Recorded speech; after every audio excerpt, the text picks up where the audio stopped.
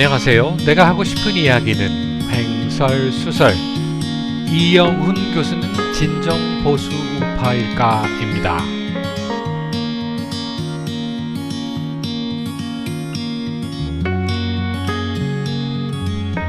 이영훈 교수가 집필한 반일 종족주의가 크게 논란이 되고 있습니다.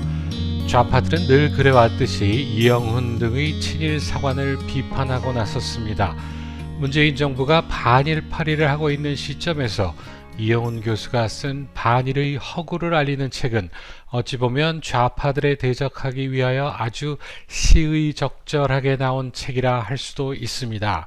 그러나 만일 그 반일 종족주의라는 책의 내용이 그저 일방의 주장뿐이라면, 그래서 좌파들에 의하여 그 책의 내용이 철저하게 부정이 된다면 어떤 결과를 가져올까요? 저는 아직 기회가 없어서 그 책을 읽어보지 못하였습니다. 물론 별로 읽어보고 싶지도 않습니다. 왜냐하면 이영훈 교수의 자기 멋대로 짜깁기한 역사 강의 방송을 보고 난 후 정말로 역겨운 전향한 공산주의자의 궤변을 이미 보았기 때문입니다. 하지만 제가 이영훈 교수의 반일 종족주의라는 것을 비평하고자 한다면 꼭 사서 읽어본 후에 할 것임을 알려드립니다.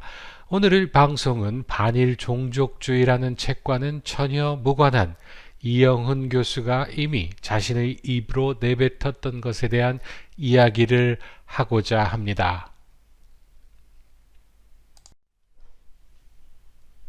경제학 교수를 하더니가 언제부터 갑자기 보수 우파를 대표하는 역사학자가 되었는가 하는 참으로 기이한 일입니다. 이영훈 교수가 구한말 역사라면서 인용하는 글들은 대부분 매천야록이라는 야사입니다. 그런데 이영훈 교수가 매천야록을 인용하여서 한번 발표를 하고 나면 온갖 잡사이비 보수 우파들이 그것을 진짜 역사인 양 너도 나도 인용을 해댑니다. 그 결과 대부분의 보수우파 젊은이들이 이영훈이 말하는 매천야록을 왕조실록과 비견되는 무슨 대단한 사료가 땅속에 묻혀있다가 이영훈이 발굴해낸 것인 양 착각을 하고 있는 듯 합니다. 지난 탄핵 사태 때 박근혜 대통령에게 씌워졌던 온갖 헛소문들 중에서 민비에게 씌워졌던 온갖 헛소문과 연관되는 것들이 참으로 많이 있습니다. 그 대표적인 것이 최태민 악령에 씌어서 최순실의 꼭두각시 짓을 했었다는 것입니다. 고종과 민비가 무당에게 진령군이라는 칭호를 주면서까지 의지했었다는 것과 비슷한 이야기입니다. 물론 진령군 관련 내용은 조선 왕조실록에 나오는 것이 아니라 야사로 전해지는 것입니다. 최순실의 스포츠센터를 운영했던 체육학 박사를 그저 한심한 한량이라며 신문지상을 도배했던 것과 일맥상통하지 않으나요? 좌파들은 민비를 명성황후라 칭송을 해대는 것들이 대부분입니다. 그런데 왜 탄핵 사태 때 그들은 민비에게 한 것과 비슷한 유언비어를 퍼뜨렸을까요? 대다수 보수 우파들이 착각을 하고 있는 것이 있습니다. 그것은 탄핵 사태를 종북 좌파들이 일으켰다고 하는 것입니다. 탄핵 사태의 본질은 사이비 보수 우파들이 진성 보수 우파를 몰아낸 것인데, 그랬기 때문에 보수 우파의 탈을 쓴 조중동이 앞장서서 온갖 거짓 뉴스를 양산해냈던 것인데, 그 탄핵 사태의 배후를 조정했던 세력들이 전향한 공산주의자 뉴라이트들이었다는 것을 생각한다면 왜 조중동이 그러한 거짓 뉴스들을 써갈겼는지 확실히 알게 될 것입니다. 전향했다는 공산주의자들의 보수 우파 행각을 한번 되돌아보시기 바랍니다. 그들이 주장하는 것 중에서 보수 우파적인 것이 있다면 단 하나, 종북 주사파와 싸운다는 것입니다. 그리고 나머지 모두는 그들이 과거 공산주의를 신봉할 때에서 벗어나지 못하고 있다 해도 과언이 아닙니다. 그런데 그들은 과거 공산주의 운동을 할 때에도 종북 주사파들과 선명성 경쟁을 하면서 싸우던 관계입니다. 지금에 와서 전향한 후에나 종북 주사파들과 싸우는 것이 아니라는 것입니다.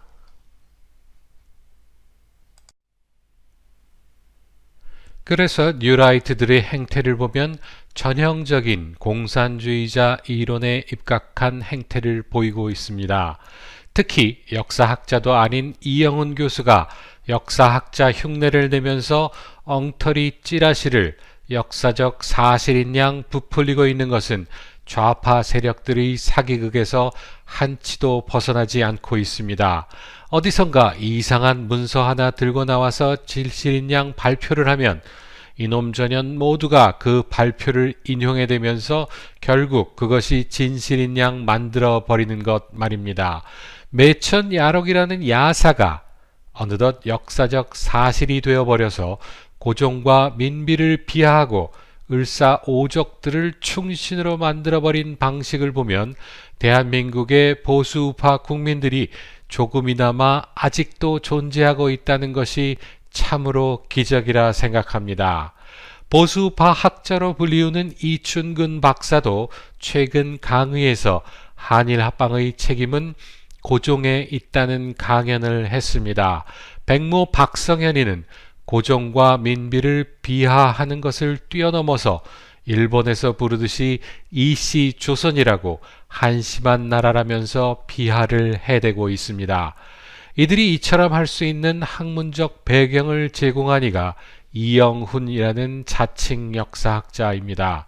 역사학이 무엇인지도 몰라 보이는 자가 특히나 젊어서는 막시즘 한 권 읽고서 세상의 이치를 다 깨달은 듯 공산주의 운동을 해대다가 자신의 조국 소련이 망한 후에 이리저리 떠돌다가 매천 야록이라는 야사 한 권 읽은 후에 그것이 진실된 역사인 양 미쳐서 우리나라 근현대사를 왜곡해 대고 있다는 것입니다.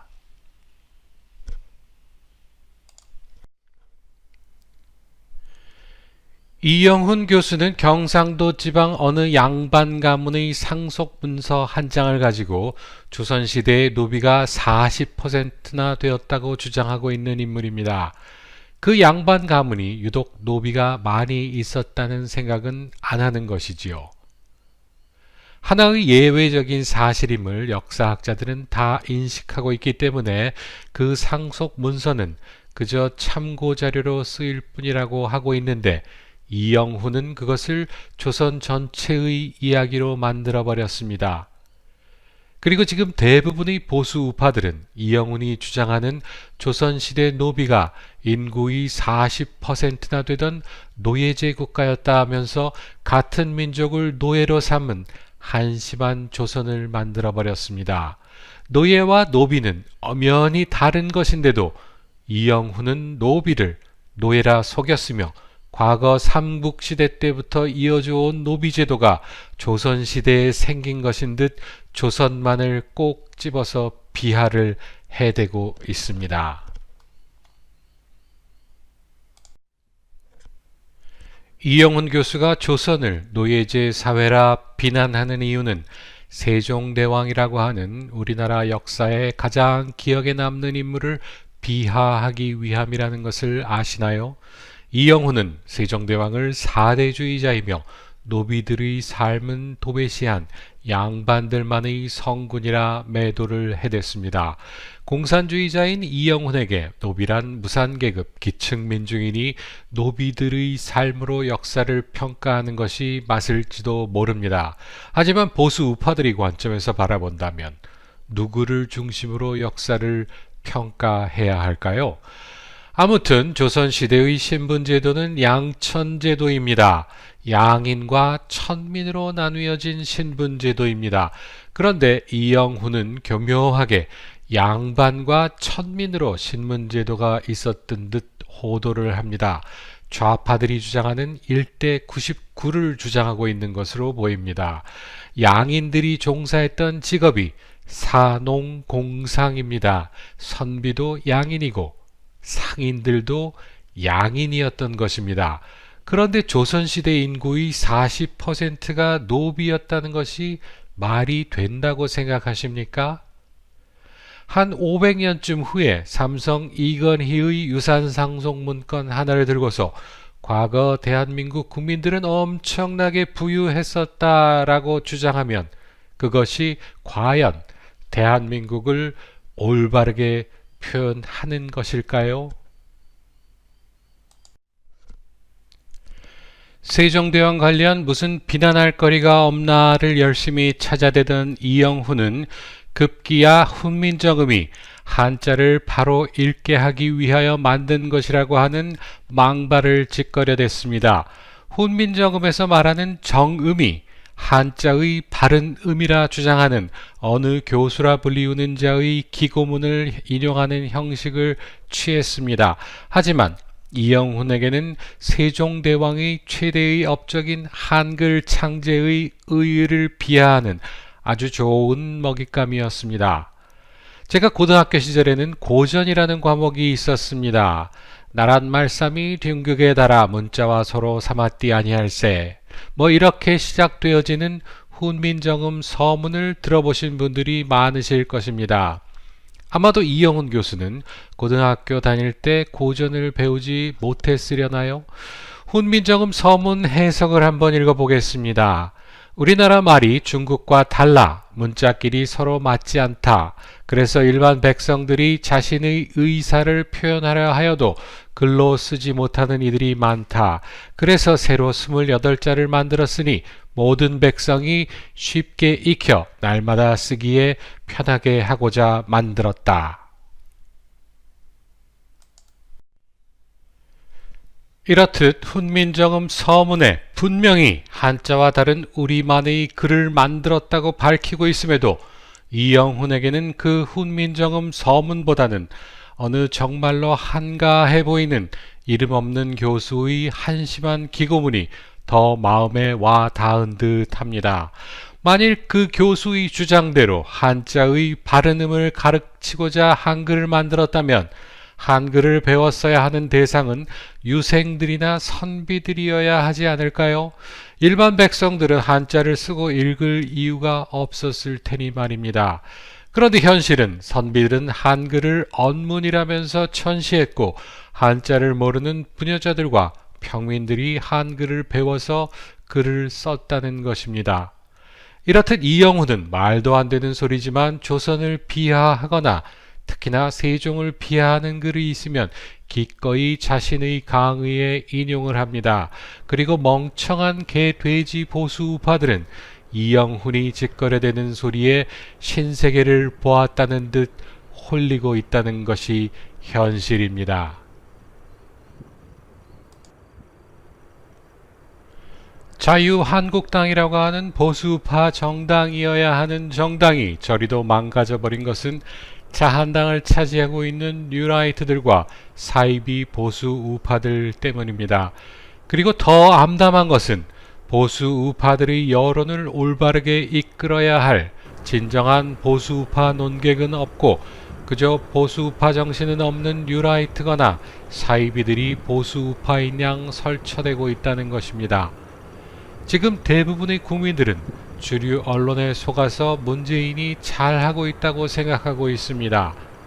그런데 그 주류 언론들의 가짜 뉴스라 깨우친 보수우파 국민들은 뉴라이트와 사이비 보수 유튜버들에게 속아서 자유한국당에 목매고 있는 실정입니다. 보수우파 국민 여러분이 꼭 기억하셔야 하는 것은 5.16을 쿠데타라 부르거나 5.18을 민주화 운동이라 부르는 자들은 결코 진정한 보수우파 논설가가 아니라는 것입니다.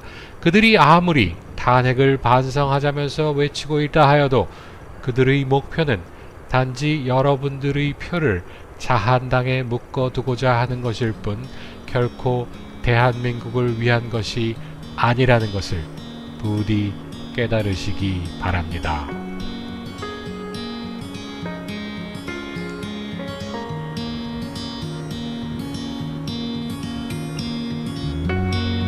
내가 하고 싶은 이야기는 이영훈 교수는 진정 보수 우파일까는 여기서 마치겠습니다. 다음에 다시 만나요. 감사합니다.